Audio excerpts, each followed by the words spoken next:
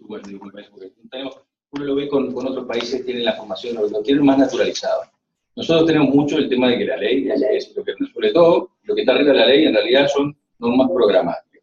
Con el 27 ocurre lo mismo que con el 15 o 16. Yo lo interpreto en función en clave de algo, es decir, si el 27 lo interpreto grosso piel, hace unos 10 años yo le pregunté, ¿usted está de acuerdo con que el 27 no dice lo que siempre se sostuvo que dijo, que no se puede escarcelar de todo? No, es así, lo que dicen ahora es un disparate. Y hablamos de ahí que, digamos, una autoridad en derechos humanos, pero de otra época. Entonces, eso cambia la interpretación del 27. Ahora es un problema, pero digo, es lo mismo que pasa con el 15. La semiplena prueba que, bueno, entramos a bucear en argumentos, en interpretaciones, en conceptos, en función o instrumentalmente, no de la letra, en una norma congelada en el tiempo o atemporal, es decir, lo tenemos que ubicar. Bueno, en el caso del 26 nos va a generar un gran problema, obviamente porque no se va a poder sostener más a unos que a otros. Lo que tenemos, sí, diferentes regulación legal, es decir, en el 138 y ahora en el 224. Entonces, ahí, bueno, habrá que fundar bien, porque es decir, el 224 se inscribe en un nuevo proceso, en un proceso totalmente diferente, una estructura diferente, la pregunta es diferente. Entonces, cuando la Fiscalía pidió la prisión preventiva y se dispuso por rapiña, no tuvo que argumentar que había riesgo de fuga ni nada. Entonces, ahora se va, digo yo, que plantear algún tipo de incidencia, porque si la defensa dice no se fundó en eso, y ahora tenía la necesidad, o retroactiva la necesidad de fundar en eso, habría que escuchar al fiscal. Tenemos en ese sentido una situación absolutamente compleja, derivada de que, bueno, en algún momento se tenía que empezar con un proceso diferente, pero justamente si el proceso diferente empieza porque es como repudio muchas de las cosas del proceso, y una de estas es la prisión preventiva, ¿cómo pueden convivir en un mismo país una prisión preventiva y una prisión preventiva? Lo vamos a tener que solucionar como podamos los jueces, pero creo que caso a caso. No sé si es una cosa que los presidentes todas las que pidan, porque se adoptó como preceptiva. Es algo que hay que madurar, pero obviamente hay una gran contradicción y que nadie va a poder fundar ahora, me parece, por lo menos con fuerza. El 27 es un problema. El 27, mejor dicho, me soluciona, porque en realidad, si fuera así, el proceso no es inconstitucional. Viola el 27, o la prisión preventiva actual violaría el 27. Para grosso piel sería así, pero para todo lo que viene después y lo que está instalado como consenso, ya no. Porque no sería la interpretación acorde con las partes. No, disculpas, me tengo que retirar. ¿Era para mí, no? No, simplemente antes que te retires, que capaz que eso es para todo. Sugiero la lectura de la sentencia 265 del 2009 del Tribunal de Apelaciones en lo Penal del primer turno, que precisamente hace un análisis de esta situación. 265 del 2009, del Tribunal Primero. La redactó el doctor Reyes. No puede contar lo que dijo. Se hace propaganda entre ellos. ¿Qué confirma de penal quinto? Esto es basta. Esto está todo arreglado. A mí me quedan algunas dudas a la hora de la comunicación entre fiscal y juez a 2 horas y la llaman al fiscal a las 2 de la mañana. No. El fiscal no te puede llamar, porque aparte ellos tienen directivas también. El fiscal no te puede llamar de noche. Ellos las detenciones las resuelven ellos. Si detienen en flagrancia, si te pide una orden de detención es una cosa, pero una detención en flagrancia se la comunican al fiscal. Y en el caso de control de detención en la audiencia, que la persona me pregunte cómo fue el trato de la policía y se me pega, ¿eso forma un incidente?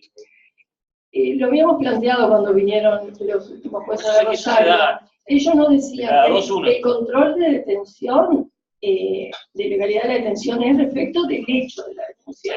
Por ejemplo, si hay un delito, lo ven, lo corren, la persona entra a la casa, y la policía entra a la casa sin orden de allanamiento, eso es una detención ilegal. Ahí queda nulo, todo nulo, libertad y a la casa. Otra cosa es cuando lo detienen, todo bien, y después en la comisaría, bueno, le dan alguna. Ahí, bueno, se preguntará a la defensa si va a ser instancia o el fiscal, y eso lo tendrá que trabajar el fiscal, porque el juez de oficio no puede informar nada. Simplemente lo recogemos, que pasó eso. Se recoge, se le dará aviso al fiscal. El que tiene que empezar a ese tema de las investigaciones es el fiscal. La audiencia de formalización se puede prorrogar, o sea, hay una persona detenida, ¿no? En 24 horas tenés que convocar la audiencia de formalización. El fiscal seguramente no tenga muchos elementos, capaz que me pide una prórroga de 24 horas más. Y sí, hasta 48 se hasta puede. 48 se puede. Con todas las partes, y la última resolución es prorrogas la audiencia para el día de mañana a tal hora, y el fiscal traerá la carpeta más armada. O sea, eso es la audiencia. No sé si va a ser la audiencia formalización, que tenés 24 horas para convocar audiencia. Después después estar detenido hasta 48 horas. Lo que pasa es que también si los fiscales empiezan a hacer eso, claro, pero si los fiscales y entonces claro, por eso, aparte nosotros nos ajustemos, pero lo que pasa es que si no vas a duplicar las audiencias. Audiencias que sí o sí la audiencia. que si el fiscal no reunió todo, bueno, que sigue en libertad, que sigue investigando. Te digo porque si te lo hacen como regla, duplican las audiencias. No. Claro, tiene que hacer, o sea, tiene que hacer la audiencia de formalización, Todas las partes. que se haga y que el fiscal pida una prórroga. Lo que yo veo que si lo empiezan a hacer como regla, nos duplican las audiencias. No creo, porque también se las duplican ellos, o sea que tampoco creo que lo hagan. No, y lo que te digo, 28 horas. No te conseguí la audiencia.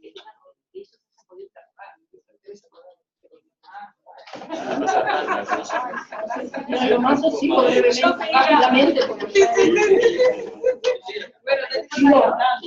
sigo rápidamente porque ya es tarde. Bueno, después de la formalización, había quedado un año, dentro del año el fiscal tiene que acusar, pero en el plazo ese, entre la formalización y el vencimiento del plazo para acusar, aparecen lo que son las salidas alternativas al proceso, que son toda esta novedad que trae ahora el código. El proceso, la suspensión condicional del proceso, los acuerdos reparatorios y el proceso abreviado. En esos casos, hay acuerdos, será después lo vemos brevemente, pero ahí no se va a llegar al proceso. En la suspensión condicional y los acuerdos reparatorios, bueno, va a haber un acuerdo por el cual se deja en suspenso el proceso hasta el cumplimiento de la obligación o condición o cumplimiento del acuerdo reparatorio. Si se cumple, se extingue la acción o el delito según los casos. En el abreviado hay un acuerdo también, pero ahí sí va a haber una condena y se va a cumplir una condena, cual sea, podrá ser de cumplimiento, o sea, en prisión, o podrá ser libertad vigilada o vigilada intensiva, creo que es otra opción. ¿Dicta sentencia? ¿No? Pero dicta sentencia en la audiencia, sí, yo lo vemos rápidamente. El proceso de conocimiento, ¿cómo quedó ahora? Te abreviado una Sí, consultita, que siempre se la hemos hecho. Porque le puede pasar en la audiencia de formalización, se pueda plantear por la Fiscalía la posibilidad de un abreviado, ¿sí? Claro. Eso está claro. Sí, yo creo que se puede hacer, más allá de que según el sistema creo que hay que cerrar una audiencia y abrir otra, pero bueno, si se soluciona todo en el mismo día se puede hacer, si ya están de acuerdo. Veíamos la otra vez en los videos que trajeron los jueces argentinos, que todos dijimos por qué no se opuso la prisión, y ellos decían que muchas veces la defensa no se opone cuando se pide la prisión preventiva porque ya están arreglados que a continuación van a hacer de acuerdo. ¿No? O sea que se puede hacer. Bueno, después de la acusación, se notifica la acusación al imputado con la defensa y tiene un plazo de 30 días para presentar por escrito las pruebas que pretende producir en el juicio. O sea, no es una contestación, sino que lo que hace es presentar las pruebas que va a tener para el juicio. De allí, sí, se convoca la audiencia de control de acusación, en la cual las dos partes van a hacer sus argumentos, van a presentar la prueba, cada uno, controlar la prueba de la contraria, pueden hacer acuerdos probatorios. Después de allí, se resuelve todo lo que tiene con prueba y se dicta el auto de apertura a juicio. Ese auto de apertura a juicio tiene 3 días para dictarlo el juez, y es lo que se pasa, ahí es donde se hace la declinatoria de competencia, y pasa al juez de juicio, el auto de apertura a juicio. El juez de juicio va a tener a cargo la audiencia del juicio oral, donde se recibe. Empieza el alegato de apertura, se recibe la prueba, alegato de cierre, y se dicta la sentencia. En la misma audiencia o dentro de un plazo de 15 días que se convoca audiencia para el dictado de sentencia. Bueno, brevemente también el proceso abreviado, bueno, ya lo hemos dicho, proceso abreviado, se ha dicho bastante, proceso abreviado es el acuerdo entre el fiscal con el imputado y el defensor, por el cual acuerdan los hechos, la calificación y la pena. Obviamente es una necesidad de este sistema que no puede llevar a juicio en todos los casos, ya se ha dicho. Y la ventaja es para el Estado, para el fiscal, bueno, que obtiene la condena rápida, para el imputado, obviamente, que obtiene una disminución de la pena, porque la pena se puede disminuir hasta en 1/3 de la pena a pedir en el caso concreto. ¿No?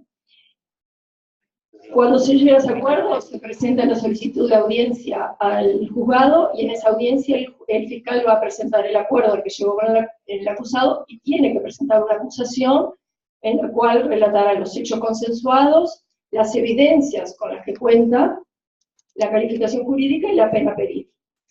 La defensa hará los descargos que sean del caso, y el control que hace el juez acá tiene un doble rol, porque en primer lugar, tiene el rol de juez de garantías de controlar el acuerdo. O sea, primero, si cumple los requisitos de procedencia, por ejemplo, que no sea un delito que tenga una mínima superior a 6 años, los requisitos de procedencia que exige el código, pero fundamentalmente el rol como juez de garantías de interrogar al imputado si tiene conocimiento del acuerdo, si entendió el acuerdo, si entendió a lo que renuncia a las garantías del juicio oral, si conoció la evidencia que tenía la fiscalía, que en base a eso es para lo que el defensor le dirá, bueno, si conviene acordar o no. O sea, primero ese contralor que hace el juez del conocimiento y los derechos que tiene el imputado. Una vez que ese control se pasa, porque bueno, se cumplieron todos los requisitos, va a dictar una sentencia de condena. Y en esa sentencia de condena lo que va a tener en cuenta son las evidencias recolectadas por la Fiscalía y admitidas por la defensa. ¿En qué caso se planteaba puede ser una absolución? Bueno, en el caso que sea o absolución, o podrá derivar a que se siga el juicio ordinario, cuando lo que surge con las evidencias, no es suficiente para fundar una condena, o hay una contradicción entre lo que surge de la evidencia y el delito imputado.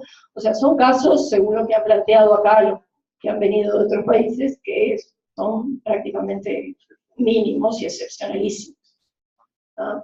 Respecto de la sentencia del abreviado, lo que hay que tener en cuenta porque bueno, quedó la modificación del 142.3, que es lo que dice que no se exige en el abreviado justamente el estándar de plena prueba, porque en este caso no vamos a diligenciar prueba, recibir prueba, entonces bueno, no puede tener la plena prueba de la participación. Entonces se exceptúa de esa exigencia. No sé si la prueba no se diligencia, no. Pero tampoco vemos la carpeta. Bueno, o sea, es solo el argumento que la defensa, no, pero la defensa digan, tengo el testigo. En la acusación te tienen que relacionar los hechos consensuados y toda la evidencia que tenía la Fiscalía y que aceptó el imputado.